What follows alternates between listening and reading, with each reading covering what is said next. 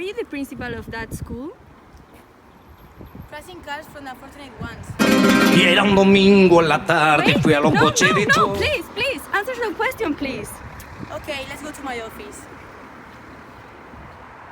You only have 12 minutes, so hurry up. Okay, have you heard what happened last week? Well, as you may know, a group of students demands the introduction of Islam religion in the timetable. Some opposition has appeared among the parents. I have decided to implement 10 measures to deal with this situation. First, let me explain you the context of the school. My center is public-owned and is located in the municipality of Torre Pacheco. It is an area with a high rate of immigration, mainly from North Africa, whose economic activity is related to agricultural work. Therefore, the percentage of pupils of Muslim origin is high, accounting of 30% of the total. The school consists of 2 lines and offers education corresponding to the stages of infant and primary education. It has a transport service due to the dispersion of the population in different rural areas, as well as a canteen service in order to facilitate family reconciliation. Now, let's talk about the measures. First of all, I am going to call an extraordinary school council to discuss the issue and listen to the demands of the representatives of the different members of the educational community. According to Decree 16/2016 of March 9th, Rules of Coexistence in the Center of the CARM, Article 11, the School Council is a tool that serves us to propose measures that favor coexistence and non-discrimination for the causes that appear in Article 84.3 of the Organic Law 2/2006 of May 3rd on Education. According to this article, there will be no discrimination on grounds of birth, racial or ethnic origin, sex or religion. Once the information from the school council has been gathered, it is decided to inform the council that the center meets the requirement of having more than 10 pupils who wish to study Islamic religion, as well as a guidance to resolve possible situations of rejection. Requirements established in the cooperation agreement of the Spanish state with the Islamic Commission in 1992, Law 2692 of 10 of November. If the regional ministry finally approves the teaching of the Islamic religion subject at the school, the center will be planned an open day where, in addition to inform about the general function of the center, families will be informed about the possibility of opting for this subject when registering for the next school year. I will schedule a conciliation meeting with the families of the center where I will explain Article 7 of the Decree number 209/2022 of November 17, which says that to know, understand and respect different cultures and difference between people, equal rights and opportunities for men and women and non-discrimination of people on grounds of ethnicity, sexual orientation or identity, religion or belief, disability or other conditions. The next measure is to draw up a coexistence plan whose main objective is to promote a good climate within the school, respecting the rights of all pupils and encouraging the collaboration and involvement of the entire educational community in order to prevent and peacefully resolve any type of conflict. The plan will include different activities that will be programmed in order to achieve the objectives set. I will also include an activity in the music subject which explores the musical diversity of different cultures.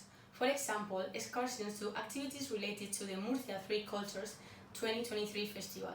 For example, an Andalusian music concert.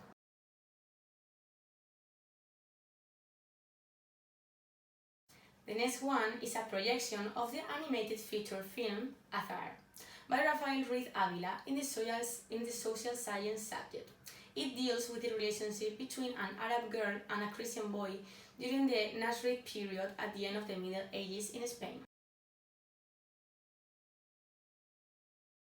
I will also include in the school's general program an activity based on a coexistence of the educational community where the Muslim population can show part of their culture in order to get to know and understand it better. For example, gastronomic workshops. Another one is to implement mediation and conflict resolution plans with the participation of teachers and students trained in these skills. The final one is to adapt timetables and dates of festivities so that students who practice the Islamic religion can celebrate them, particularly when it comes to exam.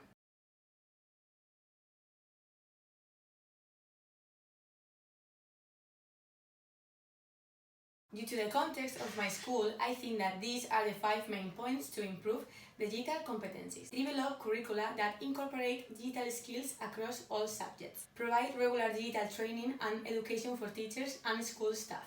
In my context, as many of my students come from poor families and do not have technological devices in their homes, I offer them all the resources they will need at school, equipped with resources that are relevant to the needs of the curriculum and learning objectives. Teach the ethical use of technology by educating students and teachers about issues such as cybersecurity, copyright, and bullying. Technological devices can be so dangerous if they are used with maleficence. Encourage the school community to use digital tools such as discussion forums and online collaboration platforms. This may affect emerging knowledge through connections. The school is a complex system based on different levels where a change affects it all. Therefore, the different 5 elements included in my program to improve the digital competencies of my organization may affect the 5 different complexities of the school. With all of these measures, I try to be a transformational leader. I encourage and inspire people to innovate, contributing to the growth and success of the business. I also think my style is democratic. I am advantageous in team members' feelings, although their performance levels were lower. These are the critical elements of the diversity care plan, which affects the case of a school with pupils who present special needs related to intellectual disability. C1, C6 and C9. They establish rules to adapt the curriculum, include support programs and create open classrooms in ordinary centers. In order to apply these elements into a real classroom, there are some strategies and resources that teachers can follow not to exclude students with intellectual disabilities. These are some examples. Using different instructional strategies such as visuals, manipulatives, and other hands-on activities can help students better understand concepts and engage in learning. Adapt social-emotional learning to give the opportunity for those students with intellectual disabilities to practice communication and social interaction. For example, group projects can help students build relationships and develop important social skills. Try to give individual feedback and support. Teachers can use a variety of tools and resources in order to help students track their progress and set goals for academic and personal growth.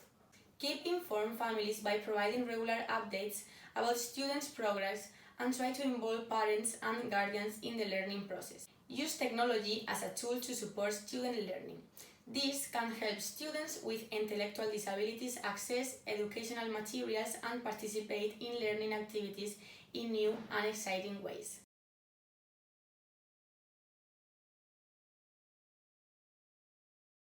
I think I deserve an 8. For me, an 8 means that you have worked properly during the whole course. I have done all the tasks and I have tried to help my teammates in everything I could. Despite this, I always can improve, so I will keep working. During this course, I have learned that learning does not only happen through formal learning. It depends a lot on the relationships that exist beyond the classroom. It depends on your personal situation, on the whole context.